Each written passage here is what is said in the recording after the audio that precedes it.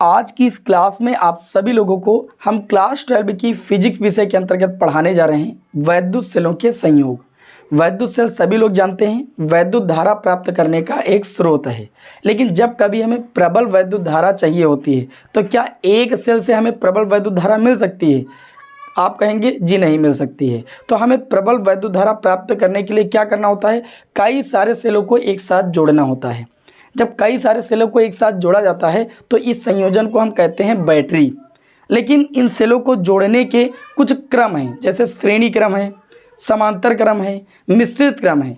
हम आज उन्हीं क्रमों को पढ़ने वाले हैं और हम ये जानेंगे कि किस स्थिति में हमें प्रबल वैद्युत धारा प्राप्त होती है, जिससे हम सेलों को गलत तरीके से ना जोड़ें। तो सबसे पहले आप सभी लोग हेडिंग लगाएंगे श्रेणी क्रम संयोजन या श्रेणी क्रम में। ठीक, तो यहाँ पर हम क्या करते हैं भाई, देखिए पहला सेल बनाते हैं। ये पहले सेल का धन ध्रुव हो गया, ये पहले सेल का ऋण ध्रुव हो गया और ये हो गया उसका आंतरिक प्रतिरोध। फिर दूसरे सेल का ये धन ध्रुव हो गया, ये दूसरे सेल का ऋण ध्रुव हो गया और ये हो गया उसका आंतरिक प्रतिरोध। फिर तीसरा सेल का ये धन ध्रुव हो गया, ये इसका ऋण ध्रुव हो गया और फिर ये हो गया इसका आंतरिक प्रतिरोध। इसी तरीके के से हम n सेलों को क्या कर देते हैं, कनेक्ट कर देते हैं। और जो लास्ट वाला सेल होता है उसका ऋण ध्रुव और जो पहला वाला सेल होता है इसका धन ध्रुव हम बाह्य प्रतिरोध कैपिटल R के सिरों से क्या करते हैं, कुंजी को लगाते हुए जोड़ देते हैं। जो सेलों का यह संयोजन होता है, इस संयोजन को हम कहते हैं श्रेणी क्रम संयोजन। यहाँ पर जो सेल है, मान लेते हैं प्रत्येक सेल का जो विद्युत वाहक बल है वो आपका E है, सेल का जो आंतरिक प्रतिरोध है वो आपका स्मॉल r है। बताइए किसी को कोई दिक्कत? तो आपको सबसे पहले हेडिंग लगा लेना है श्रेणी क्रम में। ठीक, तो श्रेणी क्रम में हम क्या करते हैं, आपको 2 लाइन लिखना है। इसमें हम पहले सेल के धन ध्रुव को बाह्य प्रतिरोध के एक सिरे से और पहले सेल के ऋण ध्रुव को दूसरे सेल के धन ध्रुव से, दूसरे सेल के ऋण ध्रुव को तीसरे सेल के धन ध्रुव से और इसी तरीके से लास्ट में जो आपका सेल होता है उसके ऋण ध्रुव को हमें कुंजी के साथ कनेक्ट करते हुए बाह्य प्रतिरोध के दूसरे सिरे से जोड़ देते हैं। इतना आप सभी को लिखना है। ठीक है, अब यहाँ पर हम मान लेते हैं कि हमने यहाँ पर देखिए 3 सेलें आपको जोड़कर हमने देखा। इसी तरीके से मान लीजिए n सेल जुड़ी हुई है। ठीक है, तो यहाँ पर हम लिखेंगे, क्या लिखेंगे, नई लाइन से लिखना है, माना n सेलें क्या है, श्रेणी क्रम में जुड़ी हुई है, श्रेणी क्रम में जुड़ी हैं। थोड़ी सी लैंग्वेज आपको लिखनी पड़ेगी। माना n सेलें श्रेणी क्रम में जुड़ी हुई, जिनका विद्युत वाहक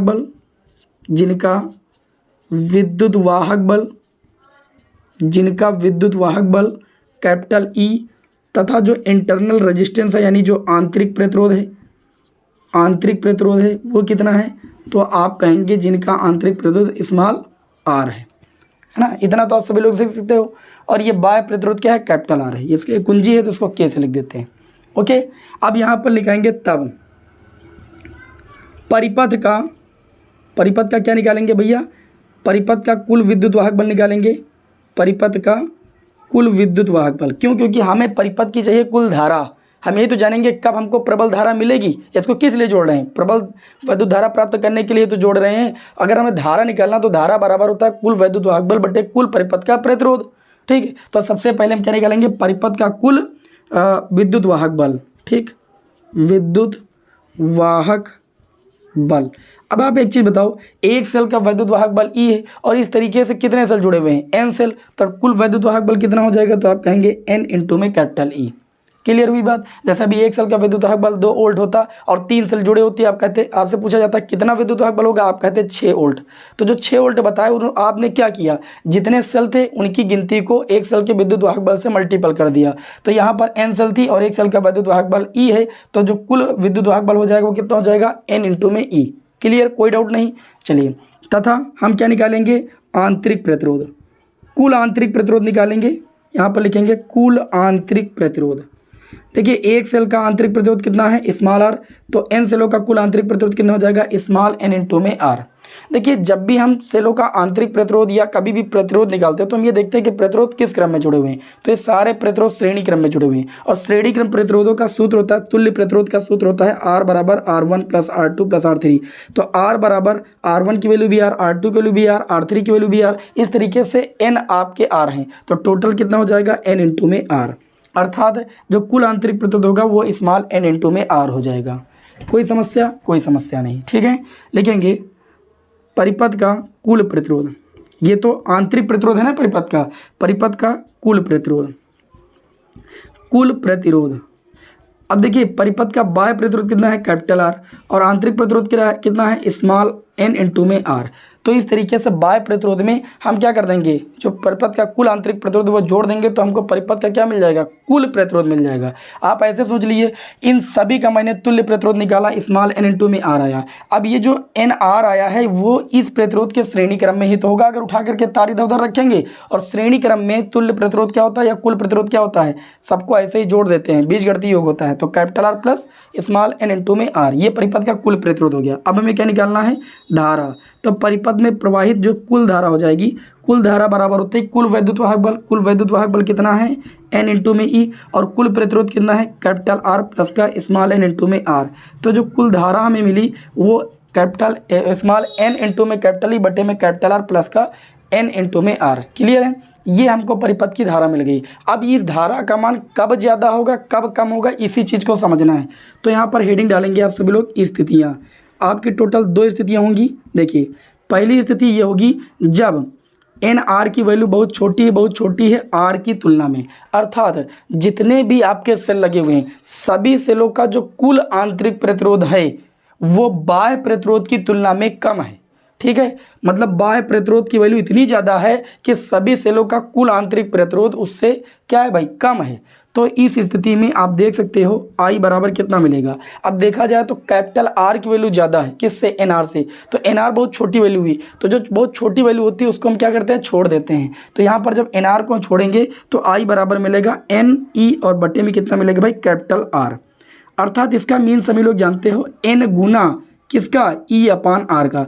E अपान R है एक सेल में प्रवाहित विद्युत धारा, N क्या है उन सेलों की संख्या। तो जितने सेल होंगे सभी सेलों में प्रवाहित जो कुल धारा होगी उसके गुने के बराबर होगी। अर्थात हम ये कह सकते हैं कि श्रेणी क्रम में अगर हम सेलों को जोड़ रहे हैं और कंडीशन ये है कि जो बाह्य प्रतिरोध है उसका मान सेल के आंतरिक प्रतिरोध से ज़्यादा है, तो हमें जो धारा मिलने वाली है वो प्रबल वैद्युत धारा मिलेगी। क्यों, क्योंकि सभी सेलों की कुल धारा के क्या है, बराबर। ये E अपान R क्या है, एक सेल की वैद्युत धारा है, N गुना है, मतलब जितने भी सेल लगे हुए सभी सेलों की धाराओं के गुणनफल के ये जो है कुल धारा बराबर है। अर्थात इस स्थिति में लिख लीजिएगा, इस स्थिति में धारा क्या मिलेगी, धारा प्रबल होगी।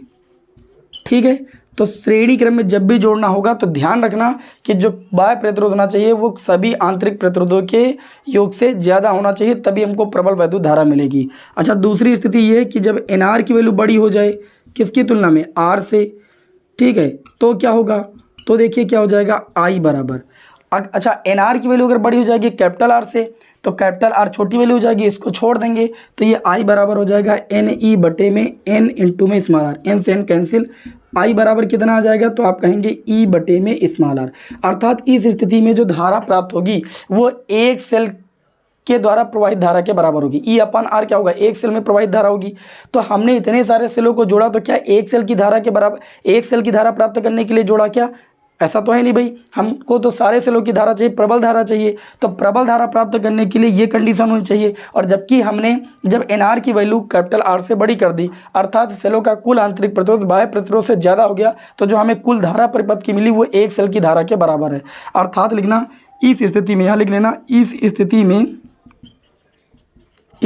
में कुल धारा एक सेल में प्रवाहित धारा के बराबर होगी, एक सेल में प्रवाहित धारा के बराबर होगी। यह सभी लोग लिख लेना। ठीक है, इस स्थिति में जो कुल धारा मिल रही है हमें वो एक सेल में प्रवाहित धारा के बराबर मिल रही है। तो इस तरीके से हमने सेलों का क्या जोड़ा, क्या देखा, श्रेणी क्रम संयोजन देखा। श्रेणी क्रम संयोजन में सेलों को कैसे जोड़ा जाता है और किस स्थिति में हमें प्रबल वैद्युत धारा मिलती है। चलिए इसको अब हम रब कर देते हैं, स्क्रीनशॉट लेना तो ले लीजिए। अब हम बढ़ते हैं समांतर क्रम संयोजन में। समांतर क्रम संयोजन की भैया 2 स्थितियाँ हैं। ठीक है, एक एक स्थिति को अच्छे से समझेंगे। चलिए इसको यहाँ पर हम भाई रब कर देते हैं।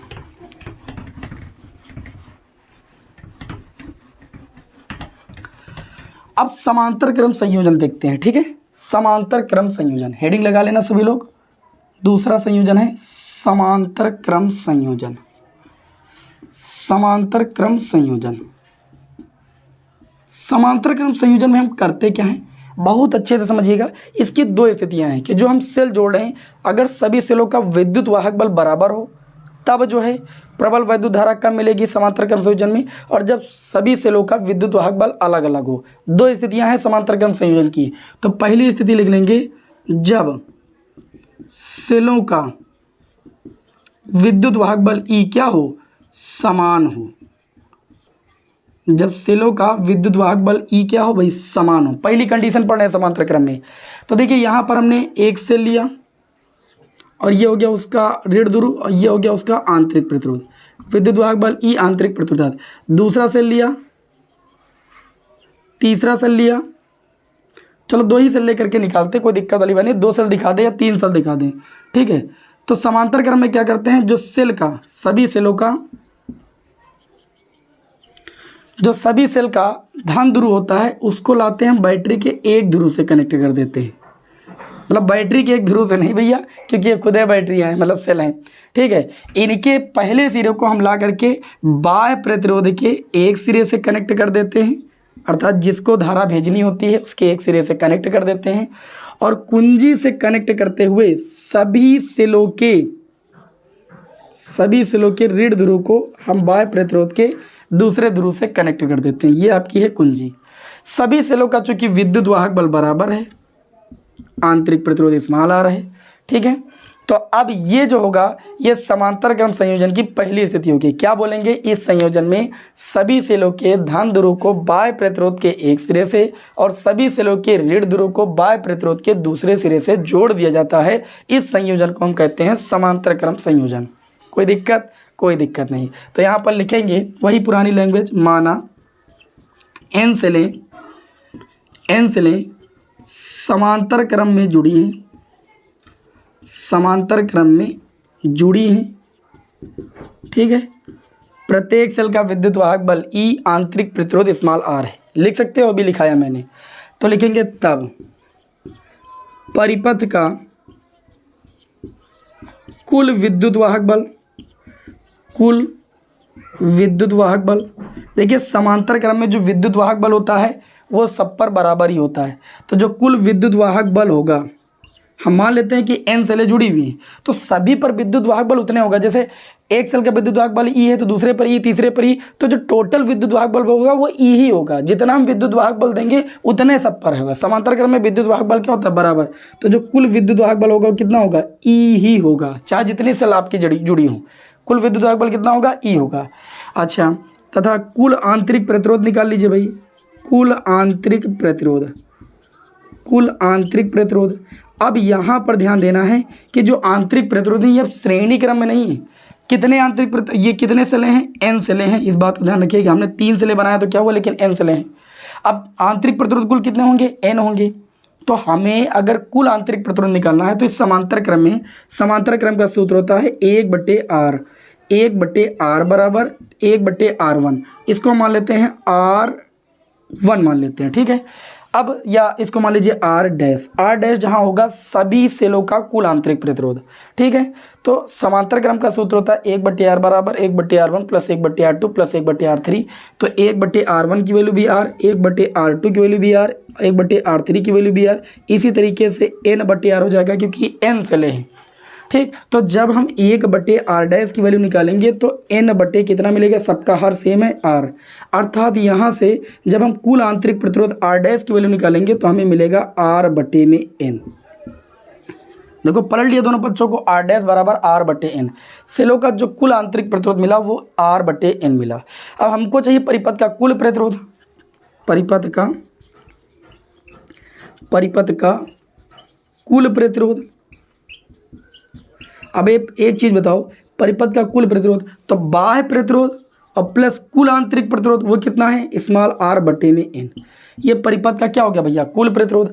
अब हमने किस लिए इन सेलों को जोड़ा भैया, प्रबल वैद्युत धारा प्राप्त करने के लिए ही तो यहाँ पर लिखेंगे तब धारा I बराबर क्या होता है, कुल विद्युत वाहक बल। कुल विद्युत वाहक बल कितना है, E बटे में कुल परिपथ का प्रतिरोध। कुल प्रतिरोध आपका जितना है लिखिए capital R plus small r बटे में n। इसको ऐसे भी ले सकते हो, I बराबर E बटे में एन का गुणा आर से हो गया, एन आर प्लस का आर और बटे में एन, ये ऊपर चला गया, एन ई हो गया। तो ये श्रेणी क्रम में जुड़े सेलों के द्वारा प्रवाहित धारा का व्यंजक आ गया। अब इस धारा आई का मान कब ज़्यादा होगा, इसकी स्थितियां हम प्राप्त करेंगे। तो यहाँ पर हेडिंग डालेंगे स्थितियां। वही दो स्थितियां बनेंगी।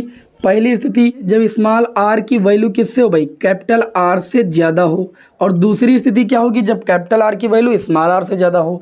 तो देखिए जब स्मॉल आर की वैल्यू बड़ी होगी तो जो इस कैपिटल आर की वैल्यू वो छोटी होगी, तो छोटी होगी तो इस स्थिति में छोटी वैल्यू को जब नेगलेक्ट करेंगे तो ये एन ई बटे में कितना हो जाएगा, स्मॉल आर। ई बटे स्मॉल आर एक सेल से प्रवाहित धारा का मान होगा, और एन गुना है, इसका मतलब समांतर क्रम में जब आंतरिक प्रतिरोध का मान बाह्य प्रतिरोध की तुलना में क्या हो, ज़्यादा हो। उसका उल्टा है, जब आंतरिक प्रतिरोध का मान बाह्य प्रतिरोध की तुलना में ज़्यादा हो तो इस स्थिति में जो सेल से हमको धारा मिलती है वो कैसी धारा मिलती है, प्रबल वैद्युत धारा है। अर्थात सभी सेलों की धाराओं के योग के बराबर मिलती है, क्योंकि आप देख सकते हो एन गुना है ई अपन आर का, अर्थात हमें इस स्थिति में प्रबल वैद्युत धारा प्राप्त होती है। अर्थात इस क्रम में अगर जोड़ना है तो ये कंडीशन अगर होगी तो हमको प्रबल वैद्युत धारा मिलेगी, जिसके लिए मैंने इसको जोड़ा है। ठीक है, प्रबल वैद्युत धारा होगी। अच्छा, दूसरी कंडीशन क्या है, यदि कैपिटल आर की वैल्यू बड़ी हो जाए स्मॉल आर से, ठीक है, अगर कैपिटल आर की वैल्यू स्मॉल आर से बड़ी होगी तो कंडीशन क्या निकलेगी, कैपिटल आर की वैल्यू अगर बड़ी होगी तो स्मॉल आर की वैल्यू को छोड़ देंगे, तो ये आई बराबर हो जाएगा एन ई बटे में एन इंटू में कैपिटल आर, एन से एन कैंसिल हो गया, आई बराबर कितना मिलेगा, ई बटे में आर। अर्थात अगर कैपिटल आर की वैल्यू स्मॉल आर से भैया ज़्यादा हो गई, कैपिटल आर की वैल्यू बाह्य प्रतिरोध की वैल्यू अगर आंतरिक प्रतिरोध की तुलना में ज़्यादा हो गई तो इस स्थिति में जो धारा मिलेगी वो एक सेल की बराबर धारा मिलेगी। अर्थात इस अगर कैपिटल आर की वैल्यू स्मॉल आर से ज़्यादा है तो समांतर क्रम में इनको जोड़ने का कोई फ़ायदा नहीं, वैसे भी एक सेल से द्वारा प्रवाहित धारा जो होगी वही धारा हमको मिलेगी, तो इसका कोई मतलब नहीं निकलेगा, है ना। इस स्थिति में जो धारा मिलेगी वो एक सेल द्वारा प्रवाहित धारा के बराबर होगी, एक सेल द्वारा प्रवाहित धारा के बराबर होगी, धारा के बराबर होगी जो परिपथ की कुल धारा होगी। ठीक है, तो समझ गए कि समांतर क्रम में अगर हमें जोड़ना है और प्रबल वैद्युत धारा प्राप्त करना है तो सेल का जो आंतरिक प्रतिरोध होना चाहिए वो बाह्य प्रतिरोध की तुलना में ज़्यादा होना चाहिए। अब समांतर क्रम की हमारे पास दूसरी कंडीशन ये है कि अगर इस सेल का विद्युत वाहक बल अलग हो, अर्थात ये E1 हो, ये E2 हो, ये E3 हो, ये R1 हो, ये R2 हो, ये R3 हो, इस तरीके से हो तो फिर प्रबल वैद्युत धारा कम हमें मिलेगी। मान लीजिए जो सेल हमने जोड़ी है सबका विद्युत वाहक बल अलग अलग है, तो किस स्थिति में हमें जो है प्रबल वैद्युत धारा मिलेगी, ये समांतर क्रम की दूसरी कंडीशन, उसको नेक्स्ट क्लास में देखेंगे और उसी वक्त हम मिश्रित क्रम को भी देख लेंगे। आज की क्लास यहीं पर ठीक है समाप्त होती है। क्लास कैसी लगी हमें कमेंट बॉक्स में जरूर बताइए। मिलते हैं आपको नेक्स्ट क्लास में। जय हिंद, वंदे मातरम।